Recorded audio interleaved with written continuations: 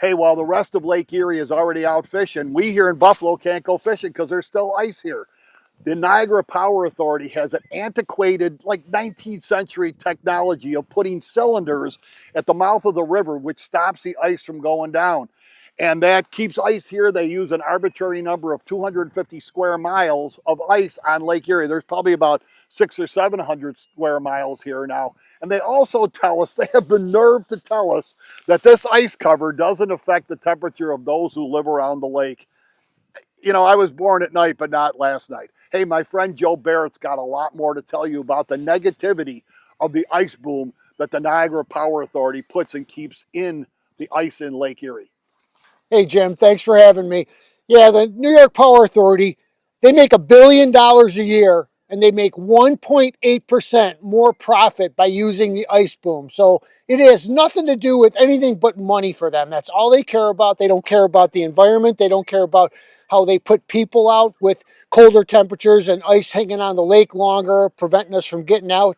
And also, they don't care about the four huge problems that ice causes by not allowing it to move the way it had for 12,000 years in a row. There was a long tradition historically of that ice moving. It did all kinds of work in nature. It prepared the spawning beds. It cleaned Lake Erie. It scrubbed the Niagara River and all of the shorelines. It replenished the beaches. And then it fed Lake Ontario.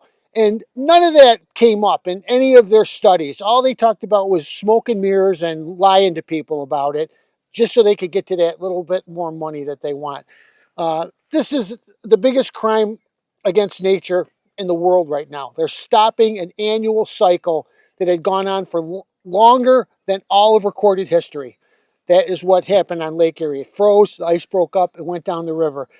Everything in nature evolved to that.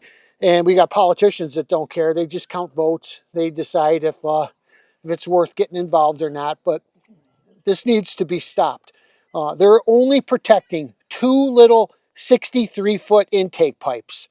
And I'm sure with the amount of money that they make every year, they could come up with a better way to do it than stopping the entire natural cycle on Lake Erie.